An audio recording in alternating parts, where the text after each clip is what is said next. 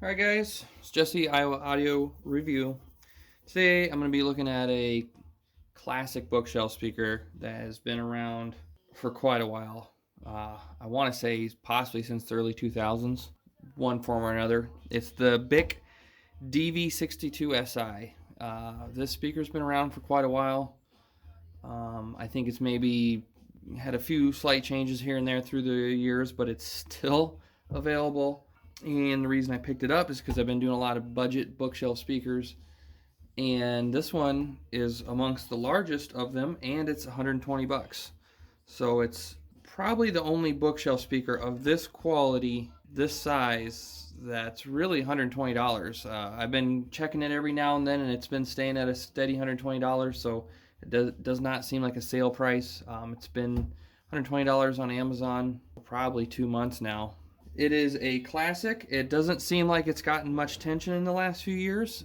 There's not really a whole lot of review material on it on YouTube or anything. So I know a lot of people are aware of the speaker. It was pretty popular at one time, you know, as far as value, and then even some mods you could supposedly do to it to make it even better. Yeah, I just wanted to make a video on it because it's I think in speaker communities it's well known. But it just hasn't seemed like it's been talked about in a few years, or hasn't really been reviewed or anything. And I think it fits in with a lot of these other budget bookshelf speakers, but it has something most of them don't, and that's a 6.5-inch woofer. But anyway, let's get into the specs real quick. It's the BIC America Venturi DV62si, and the Venturi, by reading up on them a little bit, the Venturi is because of the port on the back, which we'll get to, is called the Venturi port by BIC. It's something BIC has done. Yep, designed to a Venturi tuned port, frequency response 43 hertz to 21 kilohertz, sensitivity 90 dB. That's quite efficient for a bookshelf speaker. We'll get back to that. Driver or woofer, 6.5-inch poly graphite woofer, and then a custom designed 3/4 or 0.75-inch poly soft dome tweeter. Gold plated terminals. It says yes. These don't. For some reason, they must have, this specs must have stayed the same, and it's maybe the speakers changed or something. Not a big deal. The gold plated doesn't really do anything anyway. Recommended power 10 watts to 175 watts per channel. I would not recommend pushing 175 watts into these. I probably would stop around 100. Impedance 8 ohms, and then your overall dimension is 14.25 high by, this is so weird, they do in the dimensions, they have some of it in decibels, some of it in fraction, but it says dimension 14.25 high, or 8 7/8 wide, which I believe is 8.875. I'm not sure, and just trying to remember off the top of my head. And then the depth is 9 1/8, which would be 9.125. And then combined weight is 31 pounds, so they're gonna be about 15 pounds each. So they do feel well made. They got some weight to them. And then this is the only speaker I've seen, especially in this price range, or really from any manufacturer. It's a 7-year parts warranty. I'm gonna guess you're probably gonna have to register them, register a serial number or something with BIC to get that warranty, and it's probably not transferable. So, but yeah, I mean, if this is a long-term investment for you and you like them and you think you're gonna keep them, go ahead and get them registered with BIC, and they might be around for another 7 years. I think they've been around for like 20 years now, so not a bad track record there. Anyway, let's move into just looking at them, get our hands on them.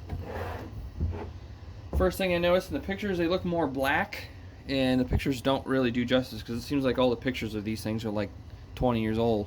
But once you get them, you see they're actually more silver than black.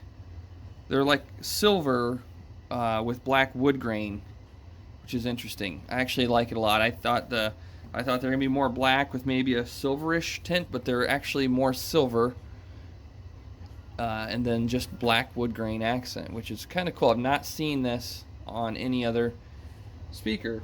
And then the top, not sure why they did this groove here. It doesn't look necessary. Add some styling, I guess. Whatever. it looks fine. And then you get these front chamfered edges here, which are going to help with edge diffraction, which is nice. Oh, yeah, look at the grill real quick. The grill is typical grill fabric. It's not the, it feels like more of a polyester plasticky fabric than the cloth. So, I don't know. It's a little more sheer. You can see through it, I guess, a little more. Not bad. And then a nice, your BIC Venturi decal logo down there. So, let's go around the back real quick.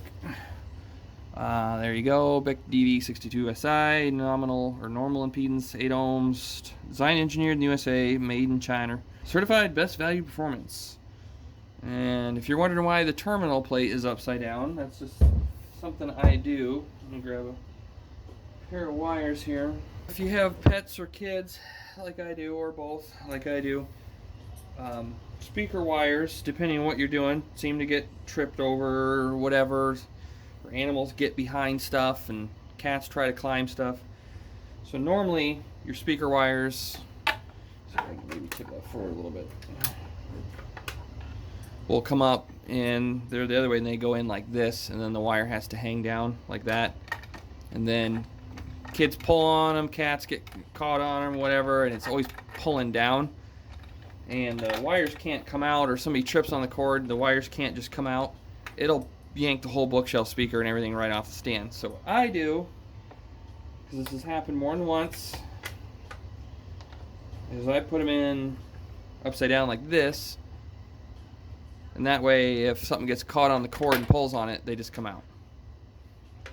You know, they still fit in there snug. Any decent banana plug or whatever is gonna stay in there on its own. It doesn't need to go in and hook down.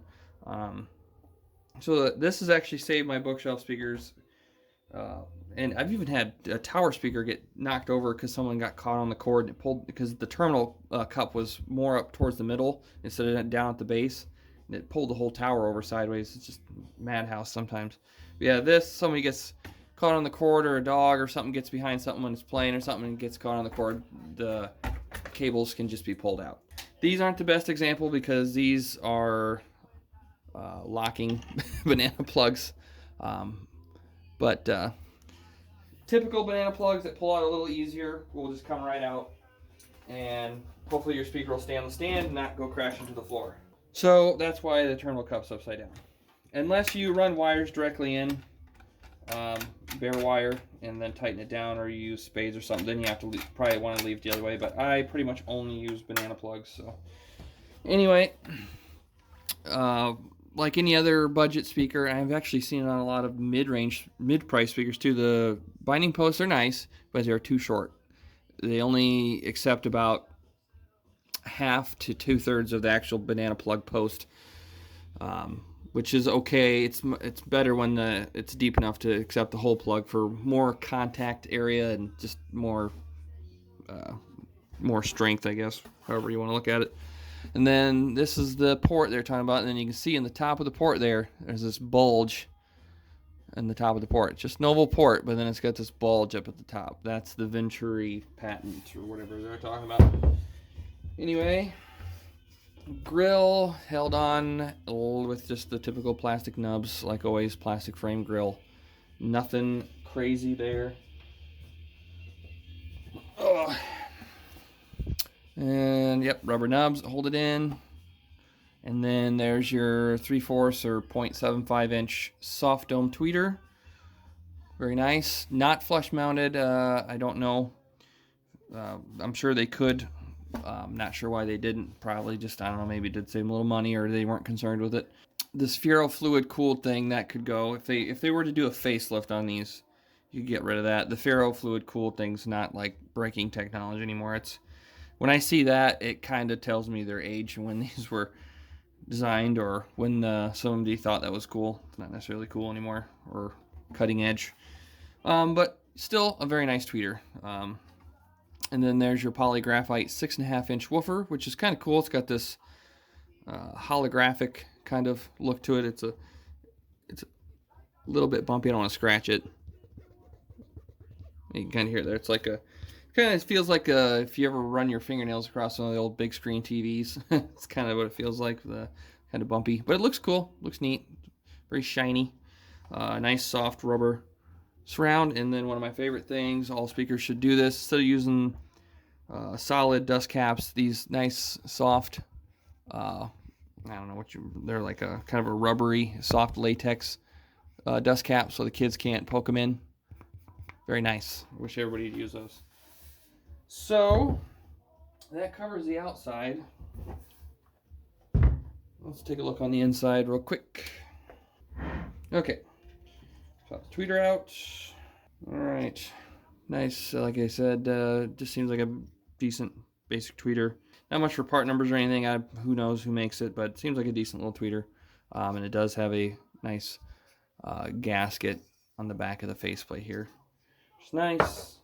Very decent, well-made 6.5-inch woofer. No vented pole piece. This is magnetic shielding on here. It's a big cap, which makes the magnet look bigger than it is, but it's just a metal cap over the magnet for shielding, so that way you can put these right up next to your Sony Trinitron.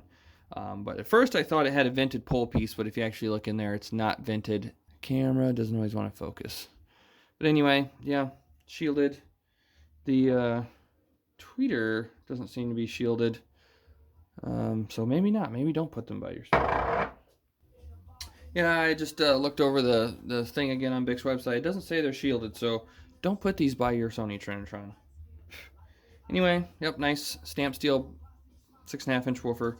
Yeah, not bad. And then the cabinet here. Nice thing is it is actual MDF, not the chipboard or particle board. Looks like probably at least 5/8 thick MDF, which is nice. A little bit of poly stuff up in there. Looks like they could have put a little. Oh yeah, that's really loose, fluffy. Yeah, probably wouldn't hurt to have a little more poly stuff in there. Maybe I'll work on some damping with them, but yeah. And there's that Venturi port. It's not just doesn't only just have this bulge here at the top. If this will focus. Anyway, it doesn't want to focus that well, but you can see how the port is cut on the end at an angle. Well, you can see you can see there's that bulge here on the top of the port. So it's cut at an angle, and it has that bulge at the top. So it's BIC's own design. I'm assuming it has something to do with reducing vent mock, but yet maintaining back pressure, the way they opened the end of the port like that and then added that bulge there. So interesting. We'll take the back out and look at the crossover. Pretty basic crossover. Looks like this, I'm assuming this is a first order inductor for the woofer, and this is a second order on the tweeter because you got an air core inductor and a cap here. So I'm gonna guess second order or first order on the woofer and a second order on the tweeter. And then you got a resistor and a capacitor over here. It looks like this cap is in with the tweeter inductor and the resistor. Okay. So it looks like it's parallel. And where's the other end of this resistor go? Oh, and it's on here. So it looks like it's in parallel with or not parallel, in series with the inductor. Yeah. Or no, parallel with the inductor, because they're all 3 points are all connected to the same trace. I don't know. I'm not super good at this sort of stuff. But yeah, it's a basic first order woofer, second order on the tweeter. And then this could be some sort of, it's not a L pad because those usually require 2 resistors. So this is a resistor and a cap, so maybe a notch filter or something. I don't know. If you know, put it in the comments. But yeah, it's still a very basic crossover.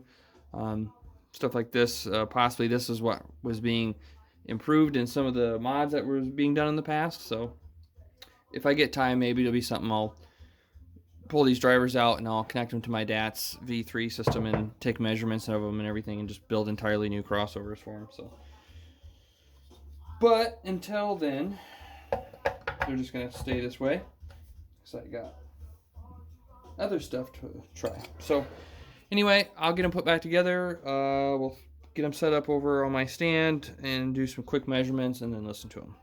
Okay, we got the speaker hooked up to my Dayton Audio DATS V3 down here, and did a quick impedance sweep, bringing up here. Looks fine, and the lowest point is 5.6 ohms, so about everywhere else it's right around 6 ohms, so that's pretty good.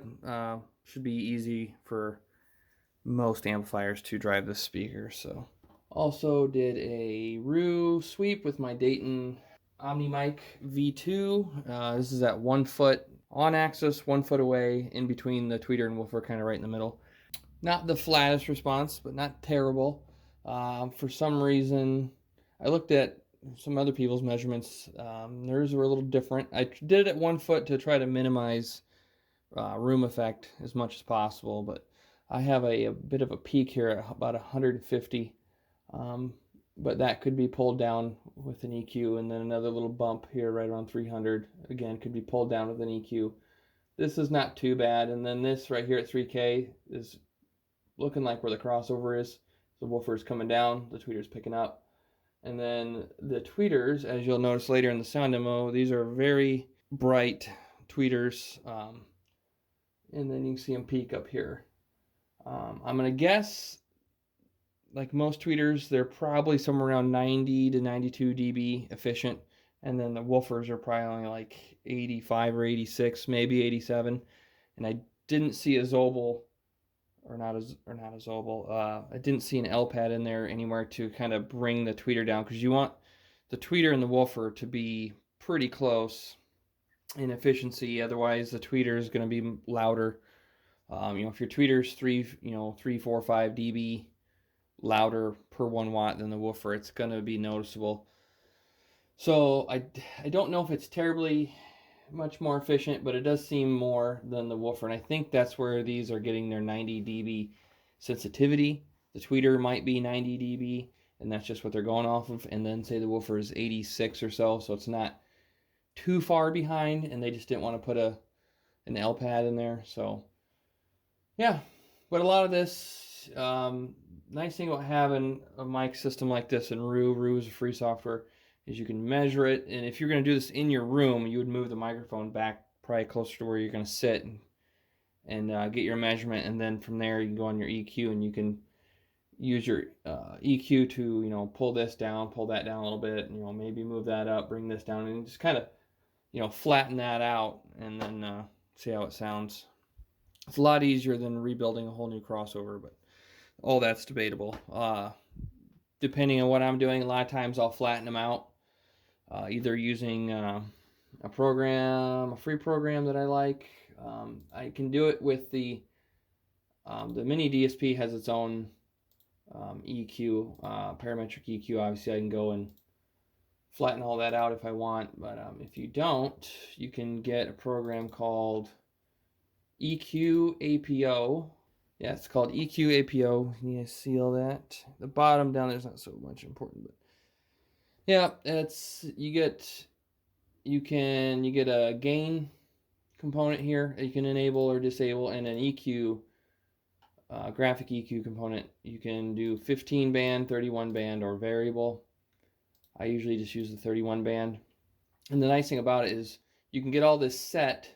Like I have a curve set here. I was flattening out some other speakers, and you can turn it on, and down here I'll kind of show you what you're chopping off in red or something, or bringing up, but listen to it, and then sit with your mouse and just boom, disable it, and you can instantly hear that difference after you flatten the speaker out. And if you like it, keep it. If you don't, whatever. And then you also have a gain up here where you can adjust all the way up to plus 20 dB down to minus 20 dB. So yeah, it's a really cool program. It's free. I can link it in the description. It's pretty easy to use. So if you have a mic to do measurements, you can use that.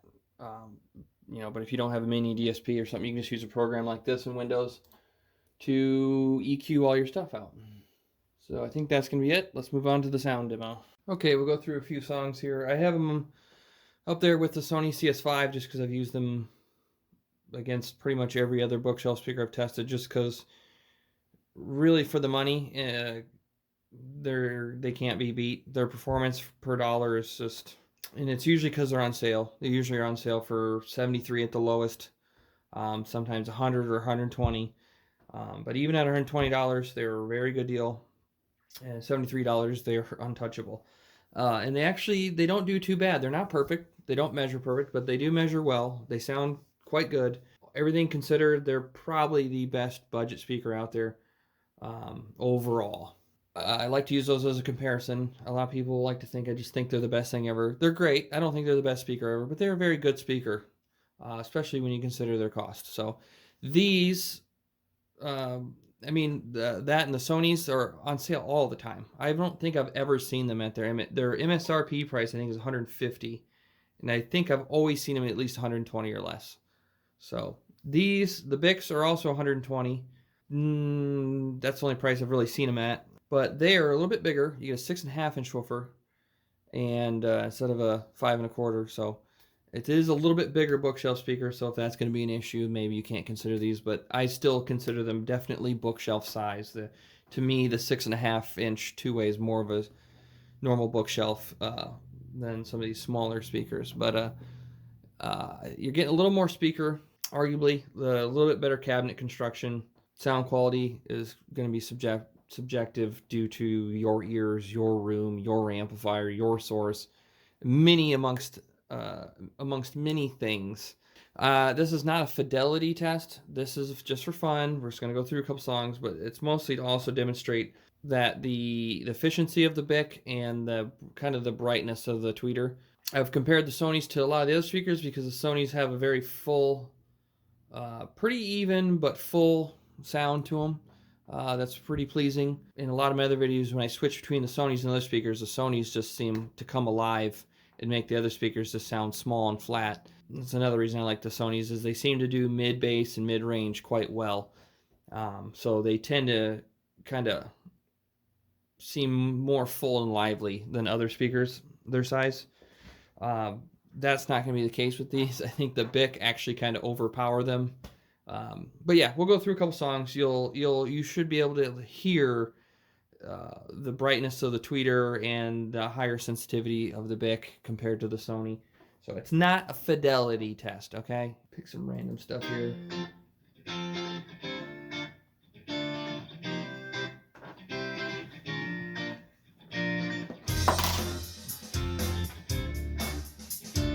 It's on the BIC speakers right now.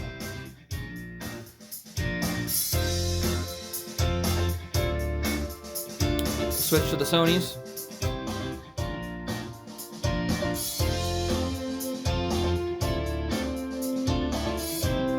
Back to the BIC.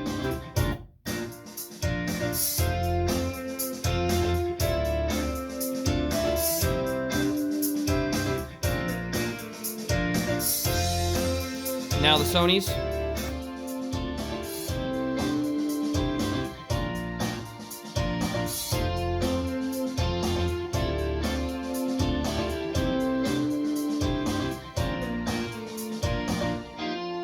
And back to the BIC.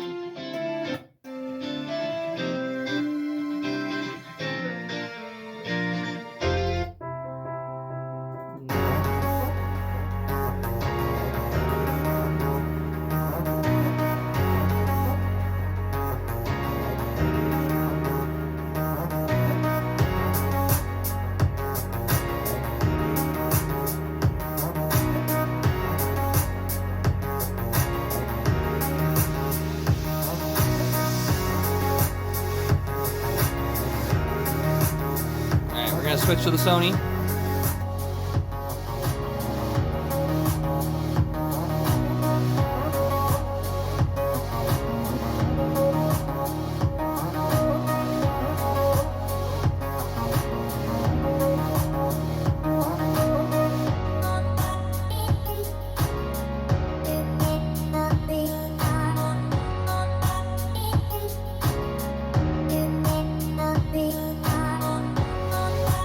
Back to the BIC.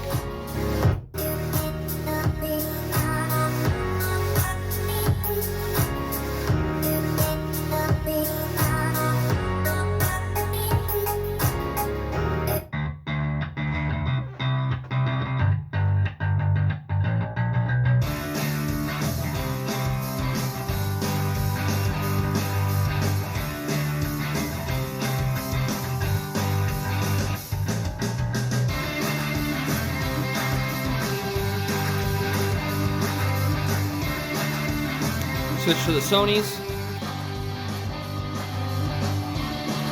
Back to the BIC.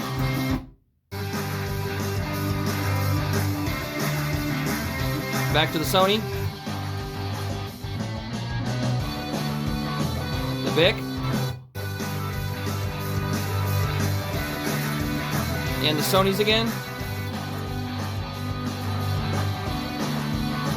Back to the BIC.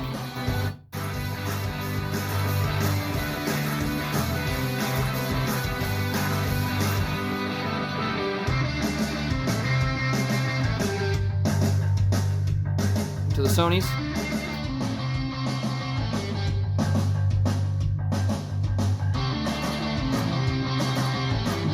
Back to the BIC.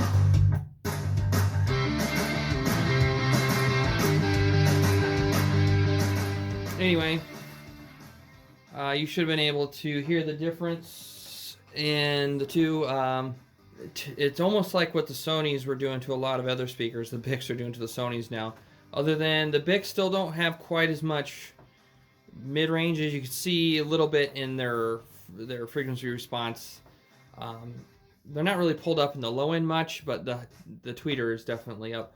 One thing I can say, I'm sure it's not a high-end tweeter or anything, but it does, even though it's pretty bright and airy, it's not really shrill or anything. And I mean, if on bad quality music or just certain types of music, if you push it too far, yes, it will get pretty sharp and shrill. But most of the time, for being a bright and airy tweeter, it's not really that bad. It brings out a lot of detail. You don't notice with other speakers. It's even brought out some detail I didn't really notice with the Sonys. It's not that I didn't hear it with the Sonys. It wasn't as brought forward as much, obviously. Now, most of the time when I was listening to BICs, or not most of the time, but a good portion of the time, I was using just the treble on my receiver, on the Marantz receiver, to bring the treble down 1 or 2 notches, and that helps quite a bit if you're sensitive to high frequencies in some songs. Or again, with the EQ or something, you could just EQ that out and pull those. I think it was about 8K all the way up to 20K. You could kind of just bring that down a little bit and flatten out the high end, and it does kind of get that tweeter back under control, if you like it. Some people, if you have hearing loss or something, having them elevated highs might actually be beneficial or preferable to you. So it's kind of I don't know if they did it on purpose, because it kind of seems like this trick they did to make the BICs seem more detailed than they are. And I mean, from the moment I hooked them up, started playing stuff, I did notice a lot of good detail of them. Like, well, these tweeters actually sound much better than I thought they would. A lot of detail, but you do notice they are pretty bright. So I don't know if they just did that to make them seem more sophisticated and detailed and better than they are. I don't know. Even after you pull the highs down a bit in EQ or something, it doesn't really kill the detail in the tweet or anything. It just brings it down a little bit if your ears are sensitive. But going back and forth between these speakers, back and forth, I still really like the Sonys, but I think the BIC DV62si are going to be my new favorite budget bookshelf speaker. As far as looks, I prefer the looks of the Sony still more, but overall, I prefer that little extra bit of detail with the DV62si and with the tweeters and everything, getting that all under control. Whether you use your tone controls on your stereo or an EQ, it just seems the details, just more of it, I guess. It's not just louder, more of it than the Sonys. And then the woofers seem to do bass, mid-bass just fine. They're crossed at 3K, so you're going to get some vocals through them. I listen to, obviously, like Adele and, I don't know, a whole list of stuff from HD Tracks that had a lot of male and female vocals, and it was all great. I listened to some Primus, Rage Against the Machine to get some, bass guitar on them. Everything seemed clean, fast, very acceptable for a speaker of this price. The cabinets probably could use maybe a brace in there, but the cabinets didn't seem too hollow sounding or anything. As far as bass, overall, the Sonys do pretty darn good on bass for their size, but these, once you start to push them, they do or they can handle more than the Sonys, which is no surprise. It's a larger woofer. But yeah, I think everything considered, I'd probably have to go with the BIC now over the Sonys. That's just my 2 cents. Doesn't mean if you like your Sonys you need to go get rid of them or anything. I'm not getting rid of mine. These tests I do where you put them side by side, it really will bring out the differences in a speaker. But if I listen to the BICs and then go upstairs and make a sandwich and do something for 15 minutes and come back and just start listening to the Sonys, that difference is not there. It's not your brain resets and everything. It's not there. It doesn't really become that noticeable until you're playing them side by side, back and forth, and nobody does that in real life. So it's one of those things. Like I said, if you walk away and come back and listen to the other, then it sounds fine. You don't notice the differences in the Sonys until you play the BICs right next to them. And that's been the case with a lot of these other speakers I test. Unless you're going to put these speakers side by side and listen to them back and forth, it doesn't really matter. You know, if you like the Yamaha S803s or those Cerwin Vega or the SL5s or whatever that measured pretty bad, it doesn't matter. If you like the way it sounds, then just be happy with it. If you're curious, order a set of these off Amazon or something. Put them next to your other speakers, listen to them back and forth, and if you don't like them, send them back. If you do, keep them and sell your other speakers.